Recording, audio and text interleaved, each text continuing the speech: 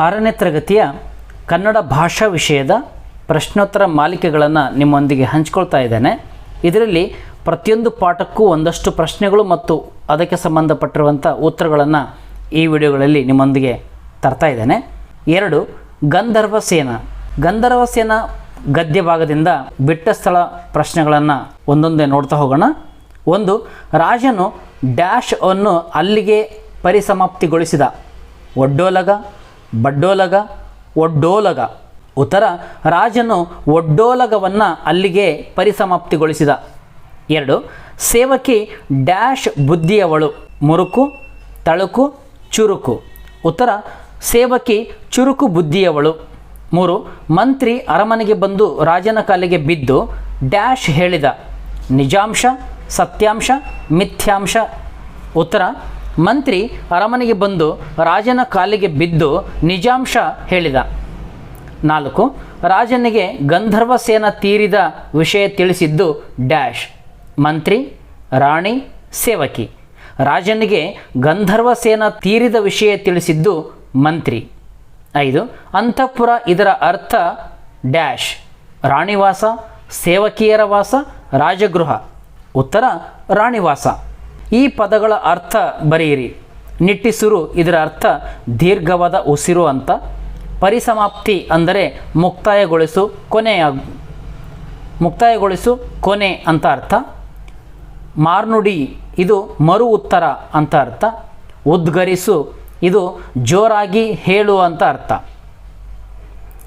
ಈ ಕೆಳಗಿನ ಪ್ರಶ್ನೆಗಳಿಗೆ ಒಂದು ವಾಕ್ಯದಲ್ಲಿ ಉತ್ತರ ಬರೆಯಿರಿ. 1. ಮಂತ್ರಿ ಅಳುತ್ತಾ ರಾಜನ ಬಳಿ ಏನೆಂದು ಹೇಳಿದ. ಉತ್ತರ: ಮಹಾರಾಜರೇ, ಗಂಧರ್ವ ಸೇನರು ತೀರಿಕೊಂಡರಂತೆ ಎಂದು ಹೇಳಿದ. 2. ಗಂಧರ್ವ ಸೇನ ತೀರಿಕೊಂಡ ವಿಷಯವನ್ನು ರಾಜ ಯಾರಿಗೆ ಹೇಳಿದ. ಉತ್ತರ: ರಾಣಿಯರಿಗೆ ಹೇಳಿದ. 3. ರಾಣಿಯ ಸೇವಕಿ ಏನೆಂದು ಆಲೋಚನೆ ಮಾಡಿದಳು. ಉತ್ತರ: ಈ ನಮ್ಮ ಮಹಾರಾಜರಿಗೂ ಮತ್ತು ಗಂಧರ್ವ ಸೇನರಿಗೂ ಏನು ಸಂಬಂಧ ಎಂದು ಆಲೋಚಿಸಿದಳು. 4. ಮಂತ್ರಿ ಗಂಧರ್ವ ಸೇನನ ವಿಚಾರ ತಿಳಿಯಲು ಯಾರನ್ನು ಭೇಟಿ ಮಾಡಿದ. ಉತ್ತರ: ರಾಣಿ, ಪಡೆಯ ಮುಖ್ಯಸ್ಥನ ಹೆಂಡತಿ, ಮಡಿವಾಳ್ತಿಯನ್ನು ಭೇಟಿ ಮಾಡಿದ. 5. ರಾಣಿಯರು ನಗಲು ಕಾರಣವೇನು. ಉತ್ತರ: ಗಂಧರ್ವ ಸೇನ ಮಡಿವಾಳ್ತಿಯ ಪ್ರೀತಿಯ ಕತ್ತೆ ಎಂದು ತಿಳಿದು ನಕ್ಕರು. ಈ ಕೆಳಗಿನ ಪ್ರಶ್ನೆಗೆ 5-6 ವಾಕ್ಯಗಳಲ್ಲಿ ಉತ್ತರಿಸಿರಿ. 1. ರಾಜನ ಒಡ್ಡೋಲಗದಲ್ಲಿ ನಡೆದ ಪ್ರಸಂಗವನ್ನು ವಿವರಿಸಿರಿ. ಉತ್ತರ: ಒಂದು ದಿನ ಒಬ್ಬ ರಾಜ ಒಡ್ಡೋಲಗದಲ್ಲಿದ್ದಾಗ ಅವನ ಮಂತ್ರಿ ಗಟ್ಟಿಯಾಗಿ ಅಳುತ್ತಾ ಬಂದನು. ಅವನ ರೋಧನಕ್ಕೆ ಕಾರಣವೇನೆಂದು ರಾಜ ಪ್ರಶ್ನಿಸಿದ. ಮಂತ್ರಿಯು, ಮಹಾರಾಜರೇ, ಗಂಧರ್ವ ಸೇನರು ತೀರಿಕೊಂಡರಂತೆ ಎಂದು ಉದ್ಗರಿಸುತ್ತಾ ಮೂರ್ಛೆ ಹೋದ. ರಾಜನು ಒಡ್ಡೋಲಗವನ್ನು ಅಲ್ಲಿಗೆ ಪರಿಸಮಾಪ್ತಿಗೊಳಿಸಿದ. ಸಂದರ್ಭ ಸಹಿತ ವಿವರಿಸಿರಿ. 1. ರಾಜ ಅಲ್ಲಿಯೂ ಕರುಳು ಕಿತ್ತು ಬರುವಂತೆ ಅಳತೊಡಗಿದ. ಆಯ್ಕೆ: ಈ ವಾಕ್ಯವನ್ನು ಗಂಧರ್ವ ಸೇನ ಎಂಬ ಪಾಠದಿಂದ ಆಯ್ದುಕೊಳ್ಳಲಾಗಿದೆ. ಯಾರು ಹೇಳಿದರು? ಲೇಖಕರು. ಯಾರಿಗೆ? ನಮಗೆ ಹೇಳ್ತಾರೆ. ಯಾವಾಗ ಹೇಳ್ತಾರೆ?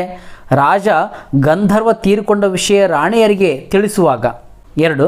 ಸ್ವಾಮಿ, ಅವರು ಯಾರು, ಏನಾಗಿದ್ದರು ಎಂದು ನನಗೆ ತಿಳಿಯದು. ಉತ್ತರ: ಈ ವಾಕ್ಯವನ್ನು ಗಂಧರ್ವ ಸೇನ ಎಂಬ ಪಾಠದಿಂದ ಆಯ್ದುಕೊಳ್ಳಲಾಗಿದೆ. ಇದನ್ನು ಪಡೆಯ ಮುಖ್ಯಸ್ಥರು ಮಂತ್ರಿಗೆ ಹೇಳ್ತಾರೆ. ಯಾವಾಗ ಹೇಳ್ತಾರೆ ಅಂತಂದರೆ, ಮಂತ್ರಿ ಗಂಧರ್ವ ಸೇನನ ಬಗ್ಗೆ ಪಡೆಯ ಮುಖ್ಯಸ್ಥನಲ್ಲಿ ವಿಚಾರಿಸಿದಾಗ ಹೇಳ್ತಾರೆ. 3. ನಿನ್ನೆ ರಾತ್ರಿ ಕಣ್ಣು ಮುಚ್ಕೊಂಬಿಟ್ಟ. ಉತ್ತರ: ಈ ವಾಕ್ಯವನ್ನು ಗಂಧರ್ವ ಸೇನ ಎಂಬ ಪಾಠದಿಂದ ಆಯ್ದುಕೊಳ್ಳಲಾಗಿದೆ. ಯಾರು ಹೇಳ್ತಾರೆ? ಮಡಿವಾಳ್ತಿ ಹೇಳ್ತಾಳೆ. ಯಾರಿಗೆ? ಮಂತ್ರಿಗೆ. ಯಾವಾಗ? ಮಂತ್ರಿ ಗಂಧರ್ವ ಸೇನನ ಬಗ್ಗೆ ಮಡಿವಾಳ್ತಿ ವಿಚಾರಿಸಿದಾಗ.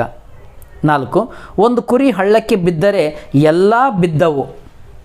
ಉತ್ತರ: ಆಯ್ಕೆ: ಈ ವಾಕ್ಯವನ್ನು ಗಂಧರ್ವ ಸೇನ ಎಂಬ ಪಾಠದಿಂದ ಆಯ್ದುಕೊಳ್ಳಲಾಗಿದೆ. ಯಾರು ಹೇಳ್ತಾರೆ? ರಾಣಿಯರು. ಯಾರಿಗೆ? ಮಂತ್ರಿಗೆ. ಯಾವಾಗ? ಗಂಧರ್ವ ಸೇನರು ಯಾರು ಎಂದು ನಿಜಾಂಶ ತಿಳಿದಾಗ. ಕೆಳಗಿನವುಗಳನ್ನು ನುಡಿಗಟ್ಟು, ಗಾದೆ, ಒಗಟುಗಳಾಗಿ ವಿಂಗಡಿಸಿ ಬರೆಯಿರಿ. ಮೂಗು ತೂರಿಸು. ಕೇಳಿದ ಕಿವಿ ಊರಿಗೆ ಮಾರಿ ತಂದಿತು. ಕಾಲಿಗೆ ಬುದ್ಧಿ ಹೇಳು. ದಾವುಸ್ ಬುರುಡೆ ದೌಲತ್. ಬುರುಡೆ ಲೋಕಕ್ಕೆಲ್ಲ ಎರಡೇ ಬುರುಡೆ. ಬೆನ್ನಿಗೆ ಚೂರಿ ಹಾಕು.